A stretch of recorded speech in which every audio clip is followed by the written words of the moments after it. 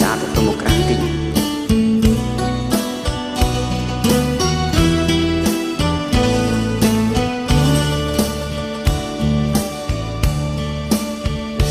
ពេលវេលា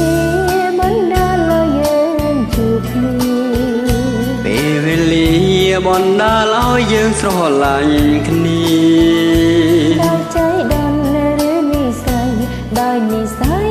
ឬកម្មពៀព្រៀងសូរិយាលើមេឃាប្រាប់ខ្ញុំផងស្រឡាញ់អូនទាំងបងមិនមានបំណង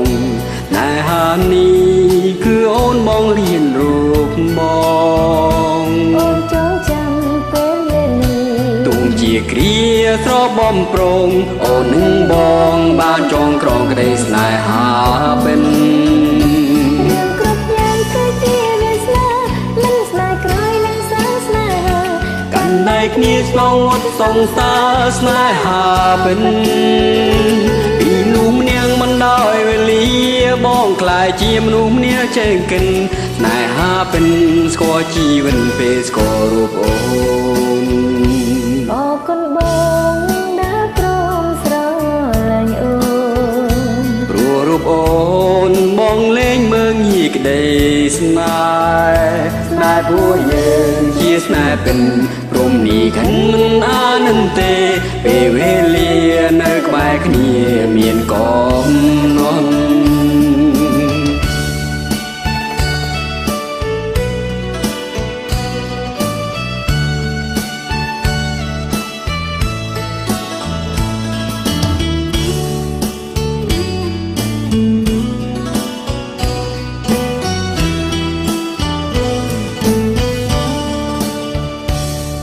ពេលលាបណ្ដាលឲ្យយើងបានជួបគ្នាពេលវេលាបណ្ដាលឲ្យយើងស្រឡាញ់គ្នាដោយใจដន់ឬនិស័យដោយនិស័យឬកម្មពៀព្រះសូរិយាលើមេឃាប្រាប់ខ្ញុំផង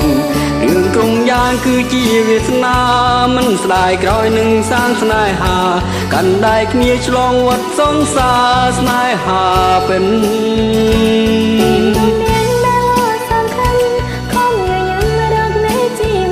ស្នេហាពិនរំភើបចិនពេលស្គាល់រូបអូនពេលវេលាបណ្ដាលឲ្យយើងបានជួបគ្នាពេលវេលាបណ្ដាលឲ្យយើងស្រឡាញ់គ្នាដោយใจដន់ឬនិស័យដោយនិស័យឬកម្មពៀព្រះសូរិយាលើមេឃាប្រាប់ខ្ញុំផងឬក្រុងយ៉ាងគឺជាវាសនាមិនស្ដាយក្រោយនឹងសាងស្នេហាកាន់ដៃគ្នាឆ្លងវត្តសង្សារស្នេហាពិន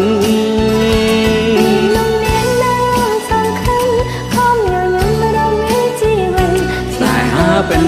រំភើបចិនពេលស្គាល់រូបអូនអរគុណអូនដែលព្រមស្រឡាញ់រូបប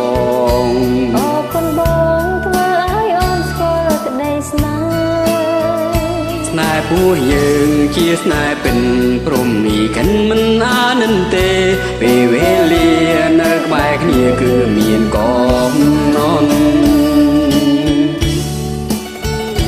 បាទបងនេះផងដែរសូមផ្ញើជូនបាទមិត្តក្នុង Facebook មកដាក់ពិសាហើយជាសំណងពលមិត្តផងដែរបាទខ្ញុំមកជើងជាមួយ idol ខ្ញុំបាទសូមអរគុណបាទ